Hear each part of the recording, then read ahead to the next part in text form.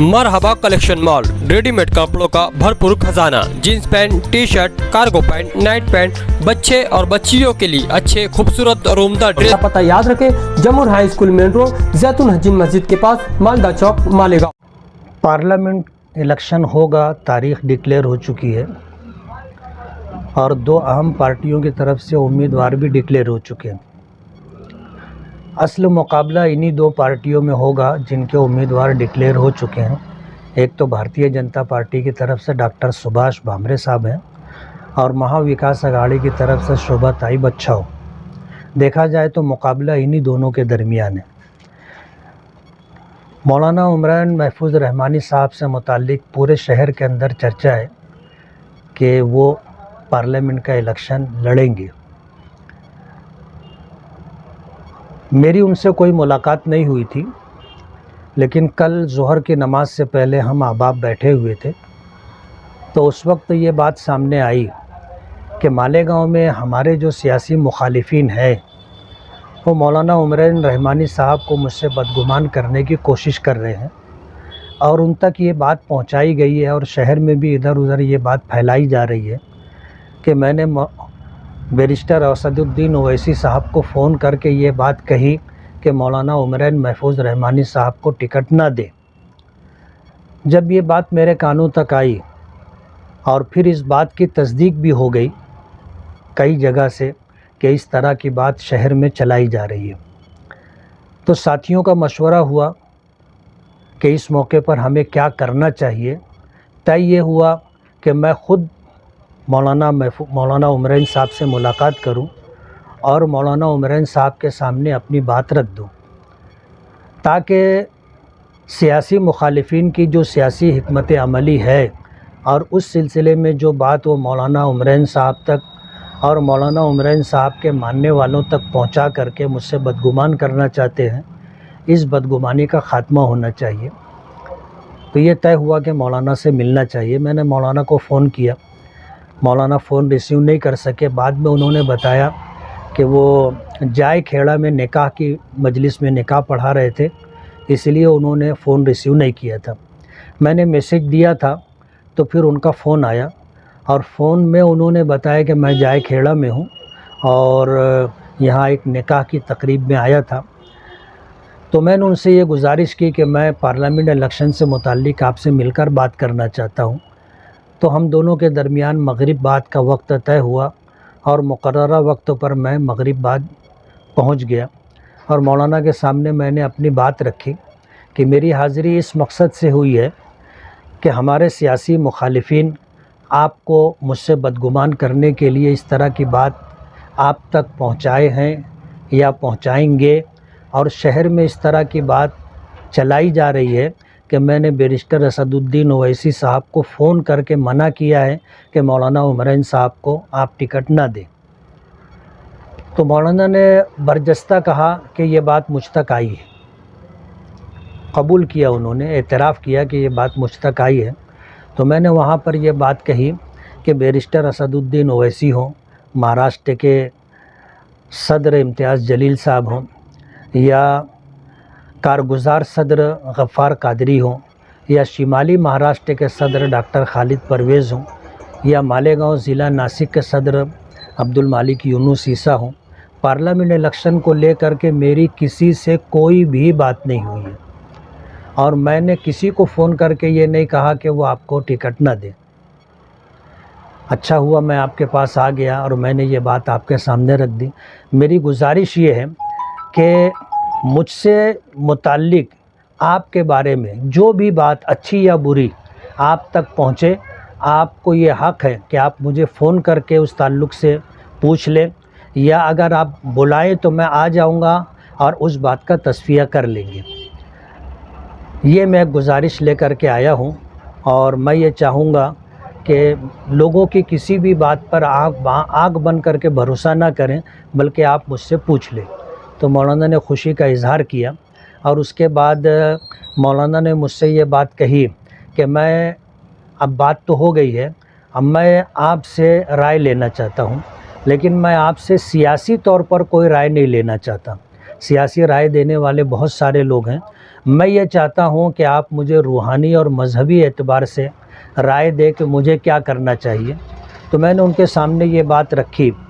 کہ میں اس راستے سے گزر چکا ہوں اور جن مراحل سے گزر کر کے میں آیا ہوں اس سلسلے میں میری اپنی آپ بیتی آپ کو بتاؤں گا کہ مجھے روحانی طور پر یا مذہبی طور پر جو نقصان ہوا ہے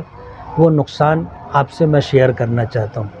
پہلی بات تو یہ ہے کہ جب تک میں سیاست میں نہیں آیا تھا نبی کریم صلی اللہ علیہ وسلم کی بارہا خواب میں زیارت ہوتی رہی، لیکن جس وقت میں سیاست میں آیا،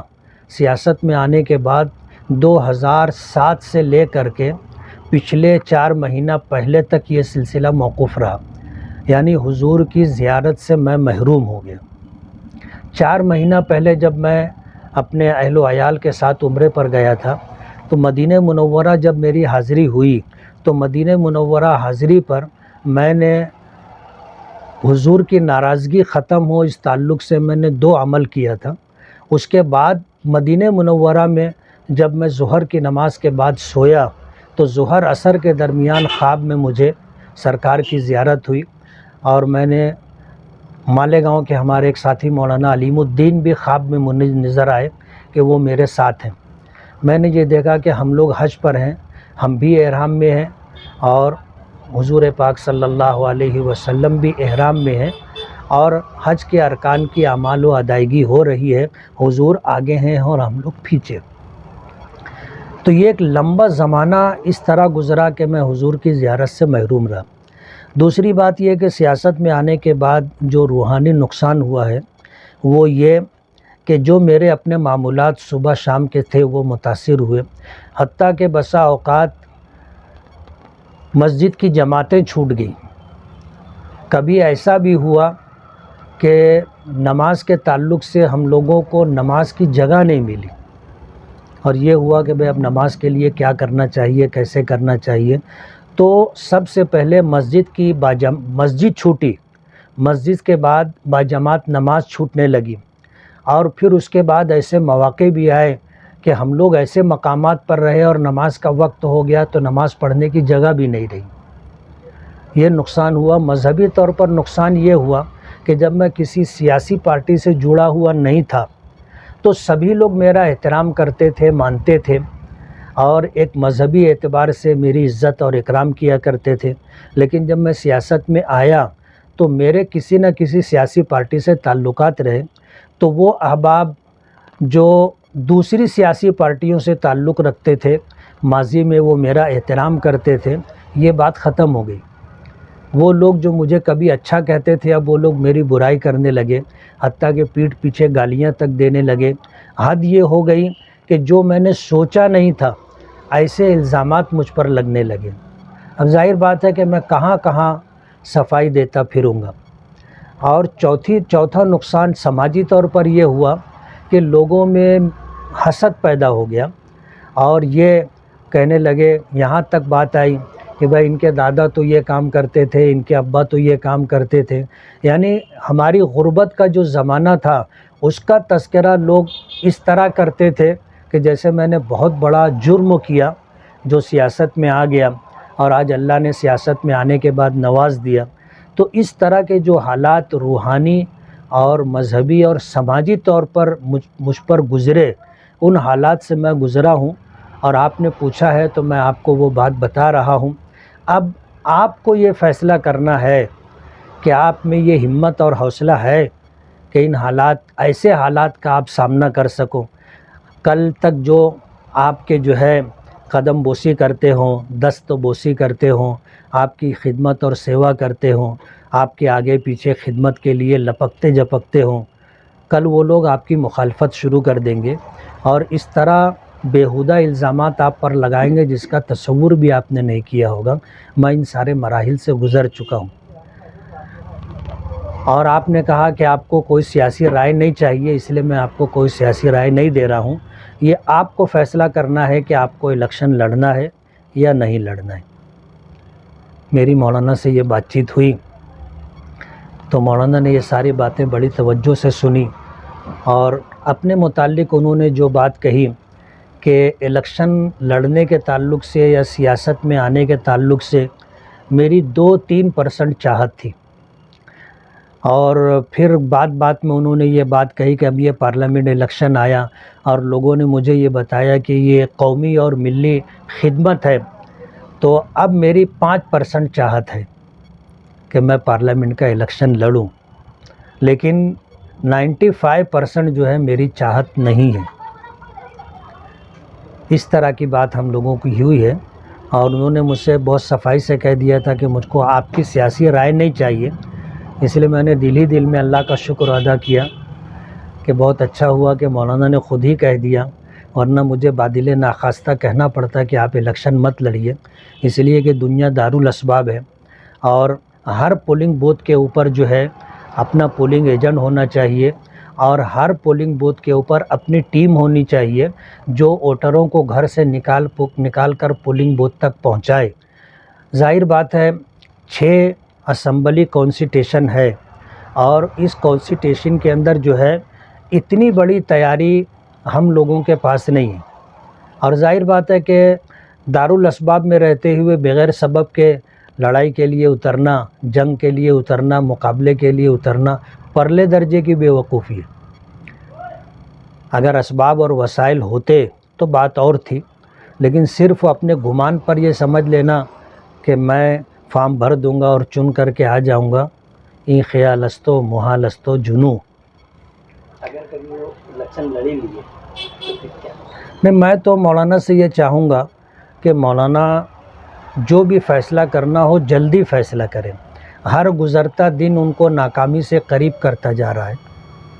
اگر جنگ لڑنی ہے، مقابلہ کرنا ہے، تو جتنی جلدی میدان میں اتریں گے، تیاری کریں گے،